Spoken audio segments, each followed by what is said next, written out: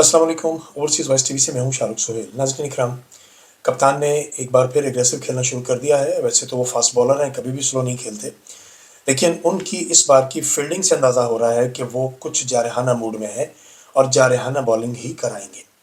International committee जो उन्होंने तश्कील दी है, उसमें जनाब सज्जाद बरकी साहब हैं, डॉक्टर शहबाज गिल हैं, आसिफ खान साहब हैं और जुल्फी बुखारी हैं। इसका मतलब ये हुआ कि इन चारों को आप सुनते भी आए हैं, आप देखते भी आ रहे हैं कि ये लोग कितना अग्रेसिव खेलते हैं।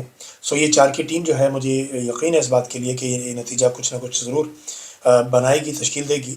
और मुकामी सतह पर भी आपने तब्दीली शुरू कर दी है। सूबाई सदर की हैसियत से अली अमीन गंडापुर ने इस्तीफ़ा दिया और उसका इस्तीफ़ा मंजूर भी हो गया।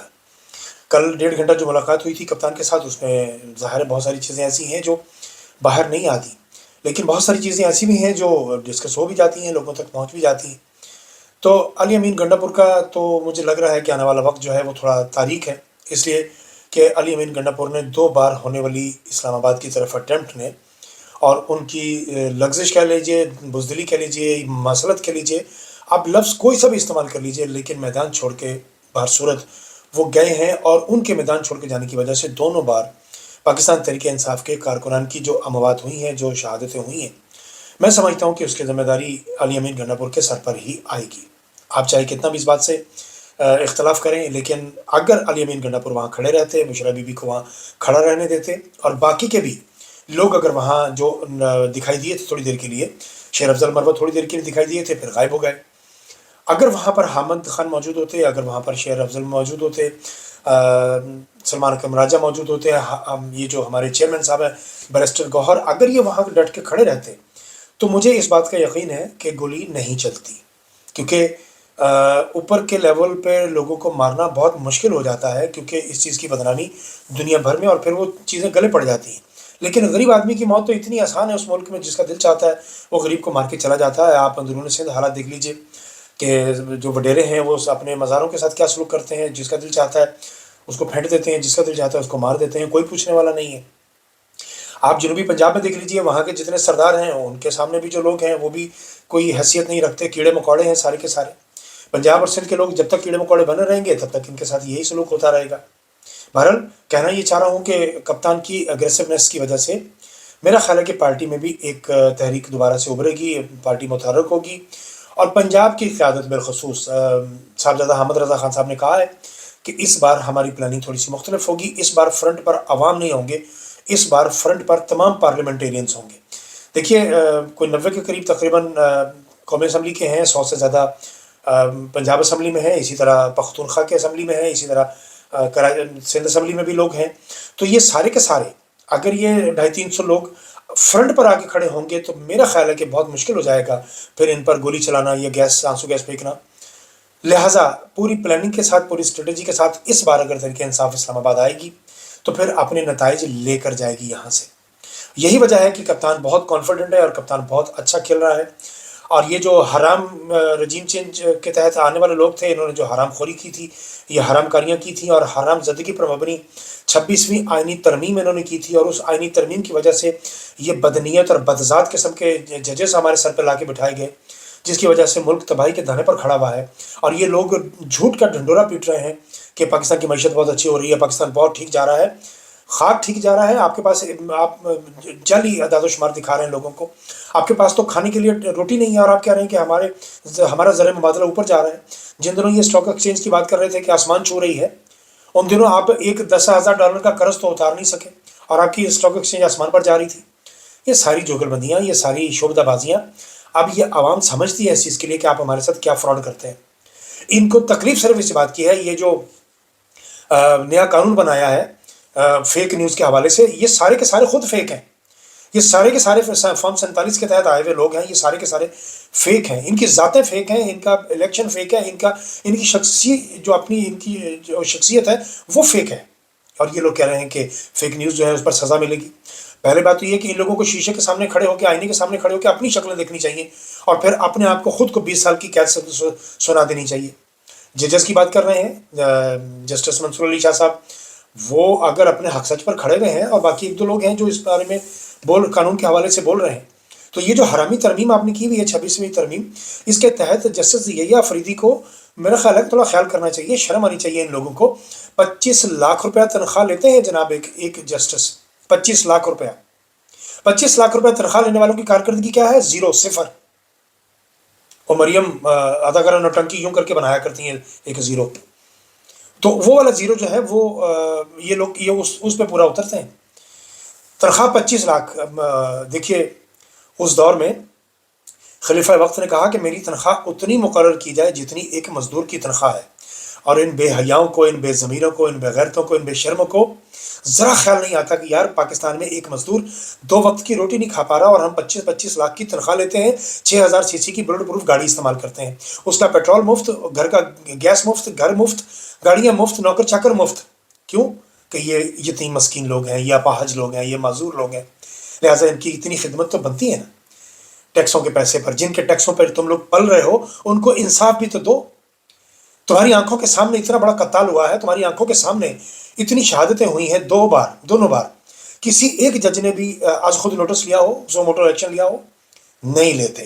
ان کو اپنی ذاتیں بہت پیاری ہیں، اپنی نسلیں بہت پیاری ہیں، اپنے مفادات بہت پیارے ہیں، بنیادی طور پر یہ لالچی لوگ ہیں۔ اور جسٹس یہی افریدی سے کسی قسم کی کوئی امید مت رکھیے۔ جسٹس جمال مندوخیل نے پوچھا کیا آپ کو ہم ججز پر اعتماد نہیں ہے؟ کیا ہم نااہل ہیں یا ہم قانون کو نہیں سمجھتے؟ جی جسٹس مندوخیل صاحب، آپ بالکل نااہل ہیں، نالائق ہیں، نکمے ہیں، اور آپ کو ہم ججز پر کوئی اعتماد نہیں ہے۔ ہمیں بالکل آپ لوگوں پر اعتماد نہیں ہے، ہم لوگ آپ کو جج مانتے ہی نہیں، اس لیے کہ آپ 26ویں حرامی ترمیم کے تحت، وہ جو آپ نے غیر آئینی ترمیم کی ہے، اس کے تحت آپ نے جو سپریم کورٹ میں شفلنگ کی ہے، اس شفلنگ کو ہم مانتے ہی نہیں۔ آپ نے سینیورٹی کو اٹھا کے نیچے پھینک دیا، اور ایک دوسرے درجے کے یا تیسرے درجے کے آدمی کو لا کے اپنے اوپر بٹھا دیا، اور اس بندے کو بھی اقتدار لیتے ہوئے، یہ منصب لیتے ہوئے شرم نہیں آئی، تو ہم آپ پر کیسے اعتماد کر لیں؟ یہ بتائیے۔ آپ تمام ججز کی وجہ سے پاکستان بننے سے لے کے آج تک 2-4 کو نکال دیجئے، اور وہ جو 2-4 تھے جو انصاف پر مبنی فیصلے کرتے تھے، آپ یقین کیجئے ان میں سے ایک ہندو تھے اور ایک عیسائی تھے، ان میں سے کوئی مسلمان نہیں تھا۔ مسلمان آپ جتنے جج گزرے ہیں پاکستان میں، چلیں 2-3 کو چھوڑ دیتے ہیں، ہم تھوڑا سا لحاظ ہم رکھ لیتے ہیں، لیکن آج تک جتنے بھی آپ لوگ گزرے ہو، آپ سارے کے سارے لالچی، بدنیت، نالائق، نکمے، نااہل لوگ ثابت ہوئے ہیں۔ آپ لوگوں نے اعتراف کیا اس بات کا کہ ہم نے جوڈیشل مرڈر کیا ہے بھٹو کا، اور آپ میں سے کسی کو سزائے موت نہیں ہوئی، حالانکہ وہ پورا بینچ کو سزائے موت ہونی چاہیے تھے جنہوں نے غلط طور پر بھٹو کو سزائے موت سنائی تھی۔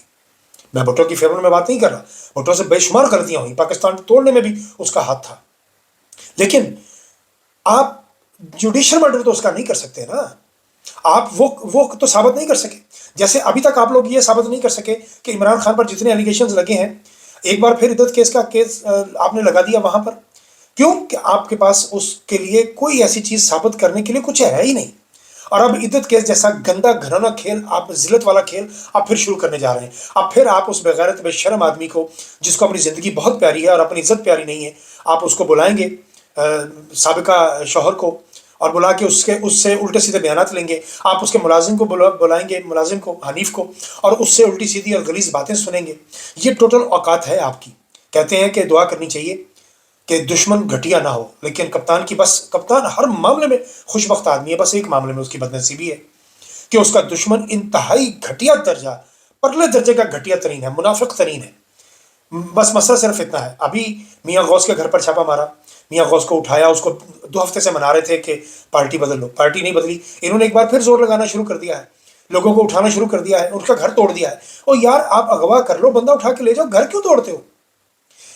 یہ پاکستان کی سب سے بڑی فتنہ عورت مریم کا فتنہ ہے، مبینہ طور پر یہ میں ببانگ دوہل کی بات کہتا ہوں کہ یہ اس کے احکامات ہیں کہ پی ٹی آئی کے کسی بندے کو نہ معاف کیا جائے، اس کو بڑا گرج ہے، اس کے اندر بڑی آگ ہے، اس کو بڑی تکلیف ہے تحریک انصاف کی، اسی وجہ سے یہ گھر توڑواتی ہے، یہ لوگوں کے بچوں پر ظلم کرواتی ہے، یہ ان کی ماؤں بہنوں بیویوں کے دوپٹے کھچواتی ہے، یہ بہت حرافہ عورت ہے، یہ کلیجہ چبانے والی، یہ روتھلیس عورت۔ میں پھر اپنے نبی کے فرمان کو دہرا رہا ہوں کہ وہ قوم کبھی فلاح نہیں پا سکتی جس نے اپنی کسی عورت کو اپنا حکمران بنایا۔ پنجاب کے لوگوں کو شرم آنی چاہیے، پنجاب کی اس نے جو درگت بنا دی ہے، یہ جو تجاوزات کے حوالے سے لوگوں کے کاروبار کے جو ستیہ ناش کی تجاوزات نہیں ہونی چاہیے، لوگوں کو خود اس بات پہ فیصلہ کر لینا چاہیے اور قربانی دینی چاہیے کہ جو آپ تجاوزات کر رہے ہیں اس سے پیچھے ہٹ جائیے، لیکن لوگوں کے چلتے ہوئے کاروبار جان بوجھ کر گرائے جا رہے ہیں، اور خاص طور پر ان لوگوں کے جن پر ان کو پتہ ہے کہ یہ تحریک انصاف کے لوگ ہیں۔ सो इद्दत का केस एक बार फिर ये घटिया लोग लगाने जा रहे हैं, क्योंकि इनके पास साबित करने के लिए और कुछ नहीं है।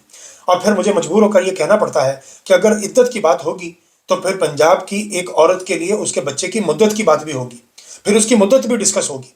आप लगाइए केस, फिर हम भी पूछेंगे आपसे कि बच्चे की मुद्दत बता दीजिए, शादी की तारीख बता दीजिए, मुद्दत बता दीजिए, और अपने वलीमे की कोई एक तस्वीर दिखा दीजिए, फिर हम भी ये बात करने के लिए आग में जाने में। लिहाजा पाकिस्तान बनने से लेकर अब तक ये जितने जजेस हैं, यही पाकिस्तान के इस वक्त तक पहुंचने के, पाकिस्तान की तबाही और बर्बादी का यही सामान है। ये लोग अगर हक सच पर खड़े होते, कानून और आइन के मुताबिक खड़े होते, इनको अपनी जिंदगियां प्यारी ना होती, इनको अल्लाह अल्लाह का खौफ होता, तो आज पाकिस्तान, यकीन कीजिए, जितना पोटेंशियल है पाकिस्तान में, जितना खूबसूरत ये खिता है, ये आज हम दुनिया के बहुत बड़े तरक्की याफ्ता ममालिक में हमारा शुमार होता। हम 2-4 अरब डॉलर नहीं, हम सैकड़ों अरब डॉलर के ज़खायर रखते, लेकिन इन बदनीयत जाहिल जजेस की वजह से आज हम इस नौबत तक पहुंचे हैं। लिहाजा इद्दत केस लगाने वालों पर एक दफ़ा फिर तुफ है, थू है, और बात फिर वही है, लगाइए केस, फिर हम मुद्दत की बात करेंगे। अपना बहुत ख्याल रखिएगा। अगर आप मुनासिब समझें तो चैनल को सब्सक्राइब कर लीजिए, अपने दोस्तों के साथ शेयर कर लीजिए। मैं तो कहता नहीं हूँ, वो मेरे एक दोस्त कहते हैं कि बच्चा रोए नहीं तो माँ दूध नहीं देती, तो आप तो कहते ही नहीं, तो फिर लोग सब्सक्राइब क्यों करेंगे? तो चलिए मैं इल्तमास कर लेता हूँ आपसे, सब्सक्राइब कर लीजिए, आपका क्या जाता है। अभी तक के लिए इतना ही, बाकी बात है अगले ब्लॉग।